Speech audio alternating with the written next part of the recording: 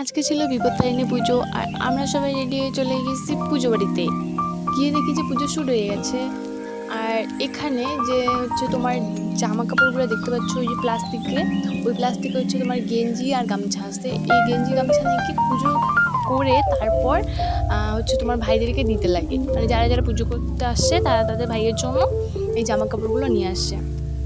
Guys, এই পুজোর পরে নাকি আবার ঠাকুর কোনো জিনিস রাখা যায় না, সব ভাষায় দিতে লাগে।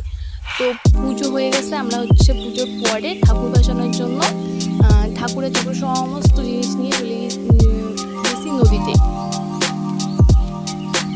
আর এখানে যে তোমরা দেখতে পাচ্ছ সবাই কিন্তু নতুন শাড়ি পরে আছে গাইস, আর এই শাড়িগুলো তাদের ভাই বা দাদা বোনকে দিচ্ছে। এই শাড়ি পরেই নাকি পুজোতে বসতে। আর গাইস, তোমরা কমেন্টে জানিও তো তোমাদের এদিকে কাদের বিপর্যয় করেছো।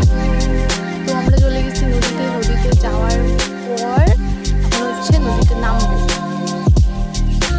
নদীতে নেমে নাকি এখানে আমরা ঘুরতে লাগি, ঘোরার পর ঠাকুর ভাসাতে লাগি। তো তোমরা তো দেখতেই পাচ্ছ এখানে হচ্ছে সবাই ঘুরতেছে আর হচ্ছে খই ছিটাই দিতেছে। ওই ঠাকুরের সমস্ত জিনিস এখানে ভাসা দেওয়া হবে। ভাসানোর পরে নাকি গাইতে স্নানও করতে লাগে, তারপর বাড়ি আসতে হয়। তো আমরা সবাই তো